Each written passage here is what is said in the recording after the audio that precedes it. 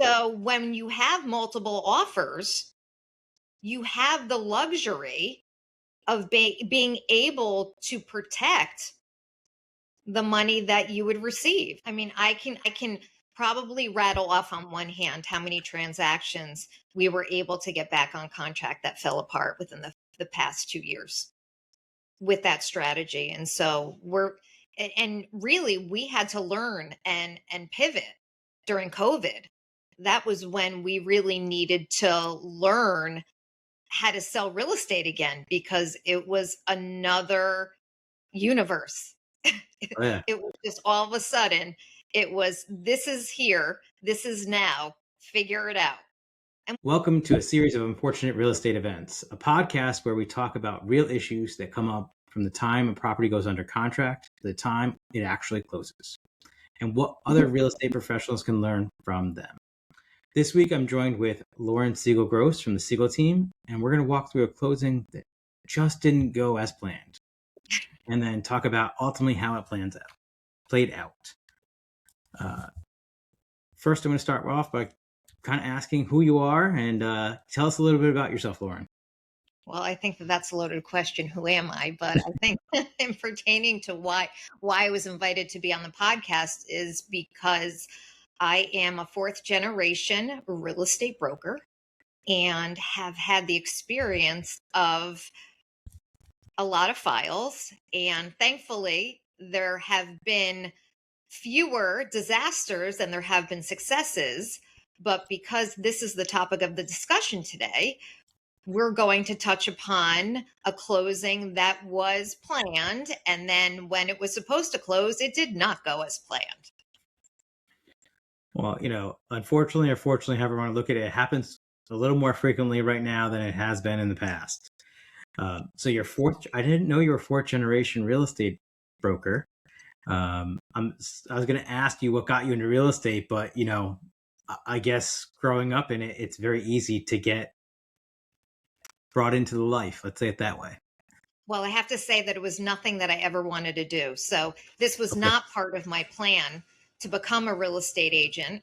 It was actually the last thing that I wanted to do, because growing up in a house with a real estate family, you rarely sat at the table and had dinner together. You rarely had, your parents together at the same time. And every Sunday was driving throughout the state of Connecticut to look at every new construction build, every house and tested, while sitting in the back seat as to what kind of house it is. And, so when that's your life, the last thing that you think that you want to do is something that's been right in front of your face. So fair enough. Now, have you? I know you have two sons. Have you groomed either one of them to take over and join the family business in a sense? So I have to say that I've not encouraged them to use this as their main stream of income, but I have told them that if they'd like to dabble, that's something that maybe they could consider down the road. But right now, let's stick with something that can be stable. Fair enough. Fair enough. So we got to learn a little bit about you.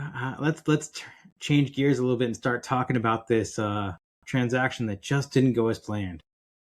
So I'm semi-familiar with it, right? But let me have you give us a little background. Focusing on first, was it a smooth closing overall, or were there bumps along the road the whole way? So let's start from the beginning, because the beginning will help explain why the ending was able to have this type of resolution. Perfect. So majority of our business is referral. So thankfully, we already had a rapport with this client. When they initially came to us, they were looking to buy their second home, and they were going to be keeping their first home as an investment property. Okay. So sold them a second home. They lived there for a number of years. Sorry, So in any event, there were clients that we had already known. And so it was easy for us to be able to go in and just really tell them how we strategically do things. Now, the market has significantly changed since they initially bought their home. And so we had to explain to them about strategy pricing. And in this case, when we did prepare the home to put it on the market, we were thankfully gifted with multiple offers, which is a great problem to have. Yes, it And is. so, yes. And so we reviewed all the offers and we looked at the one that we accepted was the one that had the price and terms that aligned most with our client. We go through the transaction very smooth. And the day before the closing, I get a phone call from the other agent and said, I'm just letting you know that my client no longer wants to buy this house anymore. And I said, what is the issue? And he said, the downstairs is extremely wet, humid, and my client is severely uncomfortable with this. And I said, okay, we could possibly remedy this situation. Right. And the agent had said to me, absolutely not. He's not comfortable. He has allergies. His family strongly feels that this is a health and safety issue. And so you come to a crossroad, right? Where you say, okay, would we like to pursue this and go to court?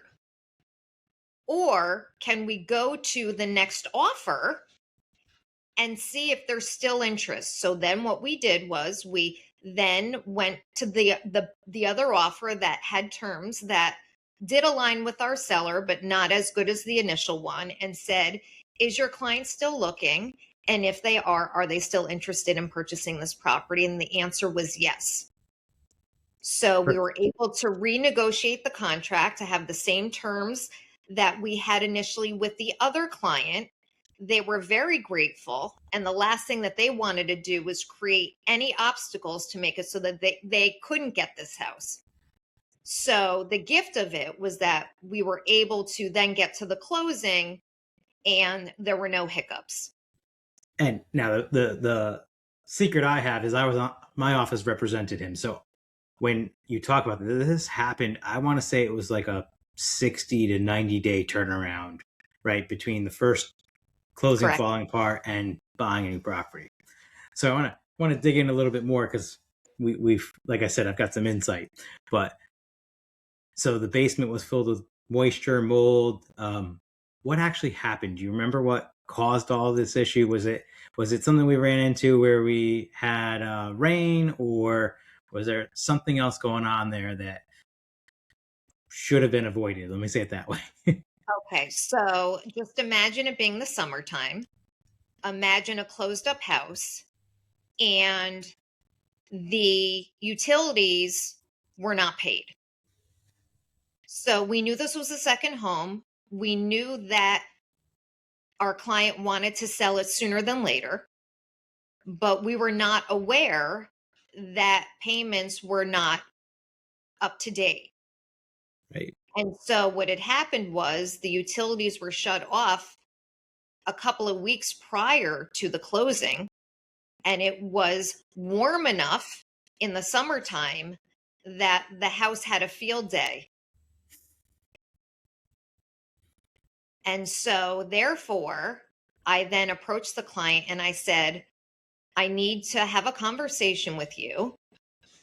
And I need to tell you, how badly do you want to sell this house? He said, I really want to. I said, in order for us to do this, we need to make sure that you can get up to date with all the utilities.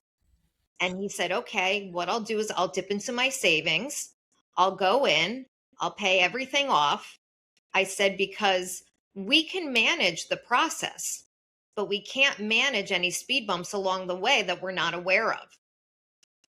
And so we need, although we had been in touch and communicated on a regular basis, we were not informed how much of a hardship it was for him to be carrying this property, but we also would have explained to him the importance of, if that was the only bill to pay, that would have been the one that we would have told him to prioritize. Well, and the worst part, and I don't know if this was ever brought to your attention because, we never want to make clients look bad, but he tried to tell us he didn't know why the power went out. Right. For the longest, for like a week or two, he's like, I don't know what happened. He goes, I got to call the electric company to find out what went wrong because, there should be no reason it's turned off. We didn't get a shut off notice. We didn't get anything. So he tried to play dumb with it. Was the other part that was kind of comical on our end, because we're as a firm, we're talking about like what happened. Do we need to bring a lawsuit against the electric company because they just canceled power? And then lo and behold, like he called and found out that he hadn't paid the bills. Like he forgot somehow, right? It's quite comical. That sometimes that happens. It's also unfortunate, right? Like if he had told us, you guys, us, we could have come up with some solution. But I think in the end it worked out well though. They sold their house, they were happy. They moved on to the next transit. They moved into their new house and are situated and happy there. And so I think what it is that people are embarrassed. Yes. And I also think that when your transaction is going smoothly, you just make assumptions and you don't take other variables into consideration. Being inexperienced, for him, he's thinking, okay, I'm having a closing in a couple of weeks, and whatever other bills are outstanding, I'll just pay it out of the proceeds because there was more than enough. Right. And I think most people don't think, right? Naturally, we get it because we've been in so many different transactions, but the average person's not going to consider it's hot and humid in the summer. There might be a problem in my basement, right? Because again, as long as they've owned it, it hasn't been an issue because the dehumidifier has been running, right? So it makes sense why somebody wouldn't naturally think of that. Right. And even as an agent, it's not something you naturally think of. Somebody's going to cancel their electric or not pay their electric bill. Right. I guess its own little lesson, right? It's one of those things that you have to tell people. Right. You don't think you have to tell people. Right. It's like washing your hands. You go to the bathroom. Common sense says you wash your hands after you leave the bathroom. We would think it'd be common sense you move out of your house to leave the power on. But apparently, and I'm not hating on the client in any way, right? But apparently we have to tell our clients some of these things sometimes because they just don't think about them. Well, and that's also why my brother, who's my partner, that's why we have structured our business in such a way where I think every time there is some type of, I would say, obstacle or hurdle or something, we have a like a strategy resource guide, and Right. we build off of it. And so every year how we present and the information that we provide for our clients, we hope to be able to pay it forward, the information that we learn, so that it doesn't happen to somebody else. And every time you think you've covered every single base, there's something that comes out of left field that you just would never consider. Never. No, I would have, I would never have assumed this issue popping up myself, right? It's not something we've never had that before. Right. And so it's just because if it was in the winter time, right, because we have seasonality here, we have some flexibility, right? Like if we lived in different parts of the country, if it was hot all the time, you would never think to turn your utilities off. Right. Right. Just or if like or if it was cold all the time, you would never turn your utilities off. But because we have the seasonality and because we have this luxury, right, of being able to play around with the numbers, right? Turn it up, turn it down when we're home, when we're not home, because we have some wiggle room where our house will still be intact. not having it at the highest or the lowest as far as temperature wise. But this is where playing around with those numbers, and the utilities really worked to his disadvantage. Right. And so we're being that we're in Connecticut, obviously a client, and maybe I'd say obviously, but most clients I don't think would think to turn off their power in the middle of the winter, right? They just know it's not a good idea. In the Correct. summer, it's not something people like. Until this issue, I would never have thought there's an issue with turning off the power in the summer. It's off, whatever. It's not a big deal. It's hot. It's warm. We don't have to worry about pipes breaking. We don't have to worry about real damage. But I never thought about mold. Right.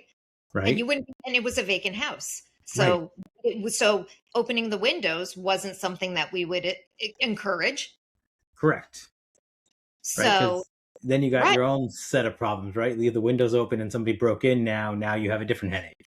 There you go. So, I mean, it just really was the perfect storm. Yeah. So, but where our clients lucked out was they had you and your brother Mark working with you, or your partner Mark, however you want to put it. Brother. Partner. Working for you, for him, that it worked out in his favor, right? Because I think you said it perfectly. You priced the property right. So we had multiple offers and you can make it work, right? I think that's the key, is having options for our clients. Well, I think how we put it is that we feel that it's our duty to protect their price. And so when we go in and we're hired, we have a discussion about pricing and about protecting their price. And so the best way that we can protect their price is by giving them other solutions. So when we talk about pricing, there's not always a market, and we're sort of transitioning into a market where there is not as many multiple offer situations or as many choices. Before, you had multiple offers and you had some really, really hard decisions to make, where some of these offers were very close in what they were offering for terms. And so now we need to create that by strategically pricing the property to reflect what the consumers, what their mindset is. Years ago, I mean, I'm almost in the business 30 years, but years ago, the thought of going over asking price was so uncommon, or even a seller getting asking price was like, whoa, wait a minute. Like, what did you do to get that? Now we're using pricing as just a baseline to get to pull activity, to get the hot, the stronger and the weaker buyer together to create that demand. And so thankfully there was a number that he wanted, and we compromised and said, we think that this is a better solution, because 50% of our transactions are falling apart. And so they're typically falling apart for things that are avoidable, right? Right. Or that it's just somebody didn't understand anything. They're falling apart for not that not the agent doing something wrong. It's because something was missed in terms of what they're disclosing to us. Like this, right? He didn't disclose to you guys that this house was a hardship, right? I think if you had known that earlier, we would have taken different steps. Right. Yes. And in the background, there were issues with this property in terms of, there were a number of unreleased mortgages, which caused more delays. Correct. Which ended up working out, because since the first deal fell apart, we had everything ready to go for the second. So it saved us some time, which also probably was a benefit to our client, right? Because I think it still took a couple of weeks to get what we needed for the first closing, even though it fell apart, right? So we were ready for the second a lot easier. Yeah, I mean, there were multiple issues on every front. You had an attorney that didn't return calls. You had, mortgages where when you tried to trace back where it originated from, it was very difficult. And then I forgot about that. remember, and then having to wait to get a response from them, so that there were multiple Yeah. issues and detective work that was required on your end, because Right. whatever attorney did the closing initially didn't properly release things. And so I think that, these days people want to compare and they want to price shop. And we understand that times are hard. People Well, are I working think really hard. And so when you're doing comparisons with whatever professionals you're using, you have to take in consideration their specialty and their experience. and it's funny because we get lots of calls, and I'm sure you guys do too, where it doesn't matter. They're not looking at the experience; they're looking at just the bottom line number. Right. And realistically, I can tell you, I know I've worked with you guys multiple times on closings, and it's not just a number for you guys; it's your experience is what makes the difference, right? Our client that ran into this issue is the perfect example. Had he hired somebody that wasn't experienced, they may not have sold that property for as much as they did, right? Because it had to go back to market, wait another 30 to 60 days to find another buyer. And at that time, the market had shifted, right? I think we closed mid-fall. Mm-hmm. Market's very different mid-fall from midsummer, Correct. right? So had they not had you guys on your side, most likely they would have gotten less money for that house. I think, I'm not going to toot our own horn, but the reason for the strategy for us is because we know that half of the transactions fall apart, and the price point that we were in was more likely for that to happen. Right. And so therefore, when you put something on contract, you typically will go in and you will change the status that a transaction fell apart. And when the consumer sees that a transaction fell apart, they then go, okay, well, now they're desperate. So now they're starting all over. And so, in addition to seeing it get triggered back to see that it went back on the market, they also will then, other people will look at how many days it has been on the market. Yep. And so that works against you as well. So between it falling apart and between the days on market, that's what makes your pricing depreciate. Exactly. So when you have multiple offers, you have the luxury of being able to protect the money that you would receive.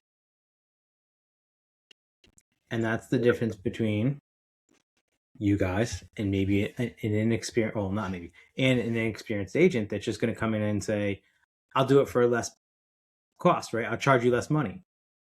And I think that's where a lot of people get stuck, right? Just because somebody's charging less, and I'm a big proponent of it, you pay for what you get, right?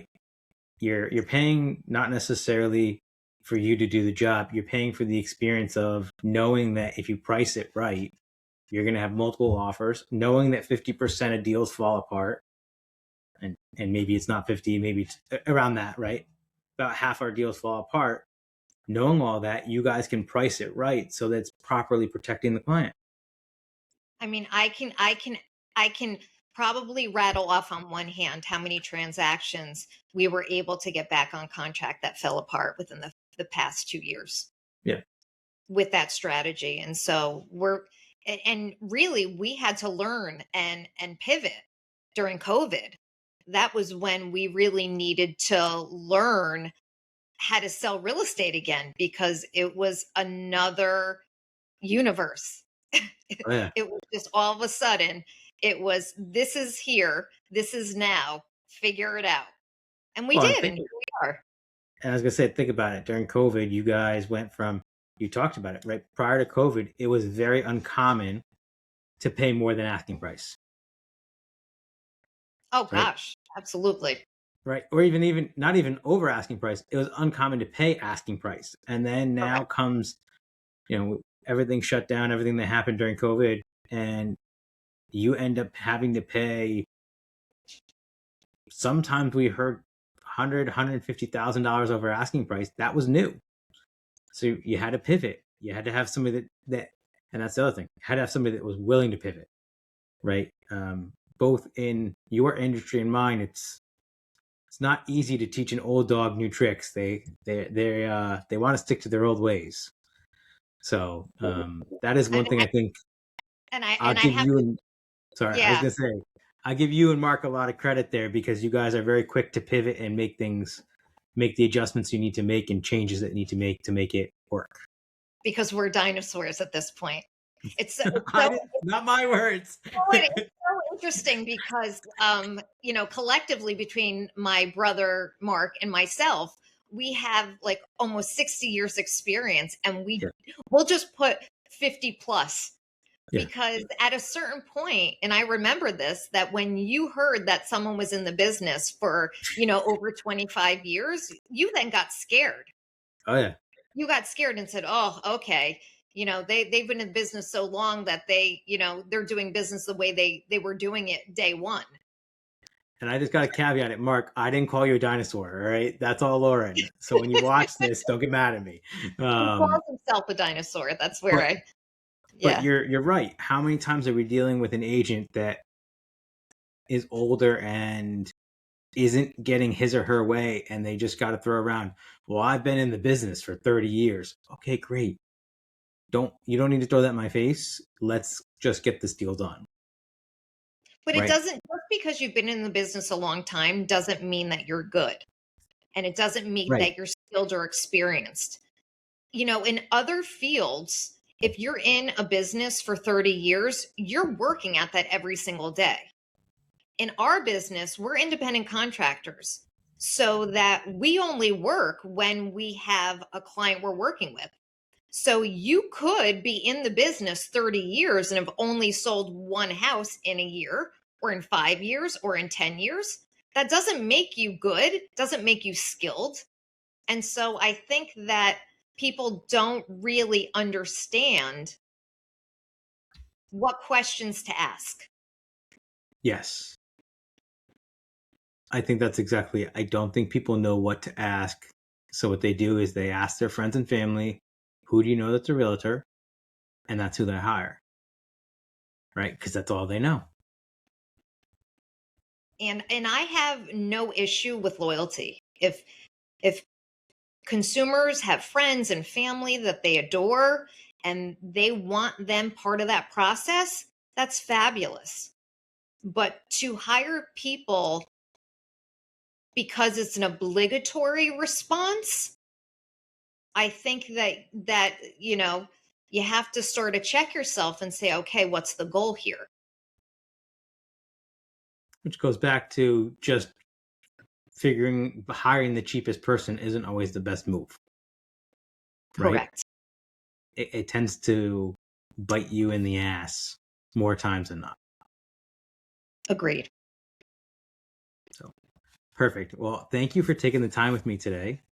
So for anyone that's listening that wants to leave their friend and hire you and Mark as their real estate agent, or just looking for a new house and don't have a real estate agent, what's the best way to get in touch with you? Oh, actually, I forgot to mention Oh, what our specialties are. Well, oh, what mine is in particular. I am really passionate about downsizing okay. and upsizing. I'm a certified stager. I am a licensed broker. I am a senior residential specialist. All the acronyms associated with That my name. alphabet soup that's at the end of your Right. name. So exactly. What does that mean to them? I Yeah. think for me, a big piece of it is the psychology. Moving is a really, really difficult thing, and it can be emotionally draining. And I feel that in our field, because it's commission based, people feel that they really can't get an honest opinion about what to do. And so Mark and I are consultants, and our relationships mean more to us than anything else. And so consultations are really important, finding out what people's goals are and really being able to put all the puzzle pieces together to see if it makes sense. Because often we'll say, you know what, you don't really want to move or you don't really need to move. These are the things that you should be doing. And then there's cases where some people are not sure what to do. And we say, okay, we know that it's in your plan, but I think that it's best if it's 3 or 5 years from now. And so for us, we want to be able to be trusted consultants, to be able to guide people honestly with a decision that enhances their life. Because making the wrong move is really detrimental. And that's the worst thing in the world that you could do to somebody. And I've seen it. I've seen pictures of you moving stuff with clients and Mark pretending to move stuff, right? Or making you look like you're pretending to move stuff and then he has some funny comments from pictures. So, it's true. I've seen you guys work hard to give people the best advice, right? Not just sell them a house, but help them through the journey of that process. Correct. And maybe that process is not a 1 to 2 year process. Maybe it's telling them wait that 3 to 5 years for things in their lives to get better or worse or change, Mm-hmm. So like I said, what's the best way for somebody to get in touch with you? They want to hire you, right? They've listened to our discussion and they're like, I want to hire Lauren to do to represent me in my next closing. What's the best way? Is it to give you a call, send you an email, smoke signals? What's the best way to reach out to you? The best way to reach out to me would most likely be my Facebook. Okay. So if you go online and search for Lauren Siegel-Gross, does it say realtor at the end of your name on Facebook, or is it just? I'm gonna actually make it much easier because it's very difficult to spell my name, and if you spell it incorrectly, you'll never get to me. So I would just say email me at laurenhomeseller@gmail.com. Perfect. And what I'll do is reference this podcast, and whatever I can do to help, I'd love to. Perfect. Well, I'll make sure also to drop all your info in the little bit of description below the video so people can find you too. All right, wonderful. Thank you for taking the time with me today. And thank you for having me.